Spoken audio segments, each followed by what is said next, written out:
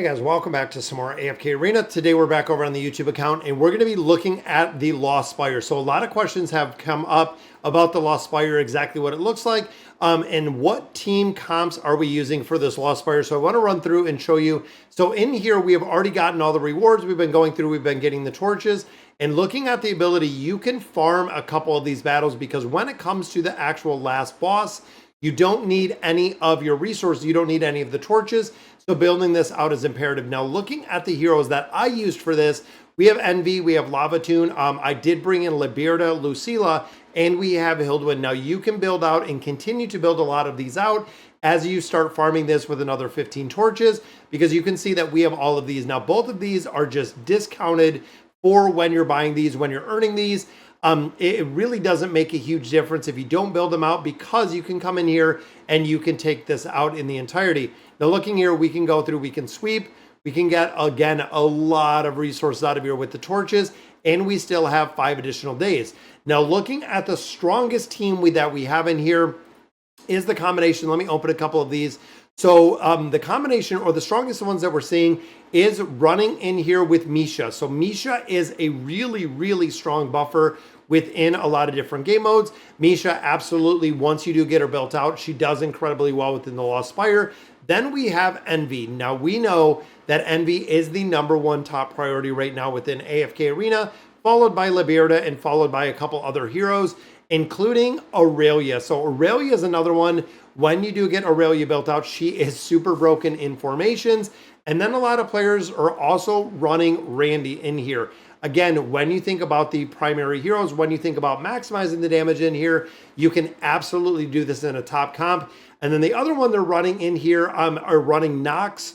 You could run Lavatoon in here, but some players are also running Nox within here as the primary or as the best in here. So looking at what we have, I'm going to go ahead and I'm going to build these out and see exactly where we can score with this combination. So we'll do some engraving. Again, to max these out to 80, not super effective or not super expensive to do, even going through here at this point. And the only time that you want to get to build up this, or what you're looking to do, is to maximize or get all the rewards out of this event.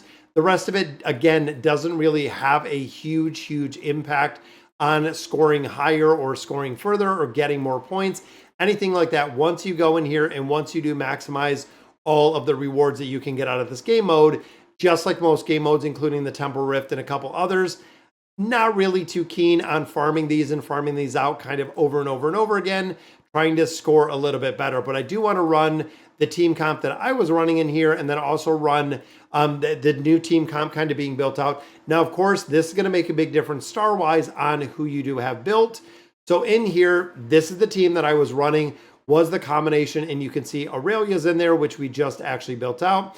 But running Envy in here, so I did Lucilla, and then I also did Liberta in here. They were the two formations. I had a Hilduin in here, and this is where I ran Envy. So this is the team that I actually ran, because you do have the SP effect. Now again, thinking of the damage within this game mode, Envy does a crazy amount of damage very fast. If you have Lavatoon versus having Nox built out of here, again, you can make it work with a bunch of different heroes in this formation and maximizing the damage. You can see, guys, there are so many ults going on in here, you really can't tell what's going on, but that takes to 6.27 million damage. We can try it again and drop our new team in there, which is comprised of a few very similar heroes. So if we're running a couple in here, running Misha in here, running Aurelia, we know that Envy is going to go front line, so that is a given. Going to run front line. We have Nox and we have Randy in here. Let's see how much better this is going to be. Now, the SP effect, of course, is still going to be Envy that is in here.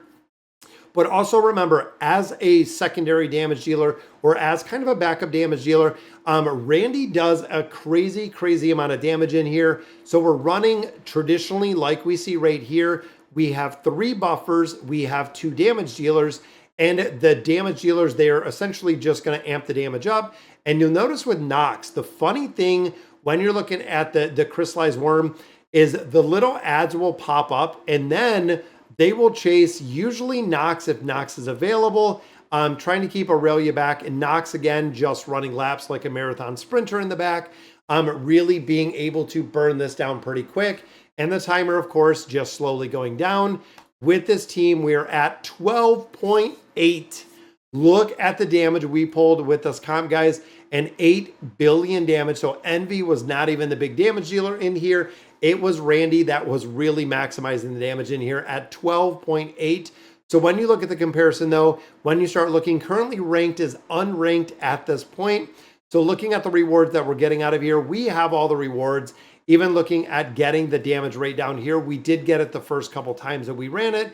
Mystical Maze, of course, is completed in the entirety. All of these quests don't really make a difference because you already have all of the resources and already have everything in there. Again, making it not really, doesn't really seem to have a huge impact on who you put in here as long as you're getting all of the rewards in the entirety. Even looking at the quick battle, going in here, again, doing a couple more quick battles, putting a couple different heroes in there. A lot of players were saying the awakened version of Shamira works well in here, and just maxing out whatever else we got in here. We could even go in here and build a bunch of other team comps just based on the ability to go through here with the quick battles and getting a lot more of the resources. It doesn't really, again, make a massive difference in here when you start looking at the rewards, when you start looking where everyone's kind of based at or where they're building at, because the rankings are what a lot of players look at. So right here, they're at 18, what's that, billion damage right there. And as you continue, I don't even think we ranked in the top 100. Again, leaderboard wise, it's pretty cool to see, but if you don't have the heroes really built very, very well over the top, having them all max out at 5 stars, and you can see, guys, this is kind of a competition for whales as well, just based on where they're built. Now you'll notice that we don't have any collections, we don't have anything in here, but just looking at the build of all of these heroes, they kind of give you a baseline build. Not even sure what team comp some of these players are running for this game mode, but overall, doesn't really make a big difference. Doesn't make a big difference when you're doing the damage, as long as you're maximizing and getting the most rewards out of the game mode. Again, it really doesn't make a big difference. Now you want to make sure that you are doing the circus tour in here, that you're not missing out on any of these at the entirety, making sure that you're getting all of these chests every single day, because the magician's hat is going to be imperative to build up and get a lot more of my engraving mats out of here. If you do not have beasts all the way up to that 18 resonance, I would go ahead and build the beasts up to 18, really prioritizing the baits in here. I know I got a lot of questions on the live stream earlier talking about the baits and if I should buy the baits. If your beasts are not at 18, buy the baits. There's going to be a point where you're going to get them to 18, whether it's weeks or months down the road. Once you get them to 18, you have all of the new ones in their entirety are going to be built out. That is the big reason why you want to get them. And then the rest is either going to be elemental cores or you're going to get red chests out of there regardless of what you want to buy. So, all right, guys, so that's going to do it for today's video. Let me know in the comments what you guys think. And as always, thank you guys for watching.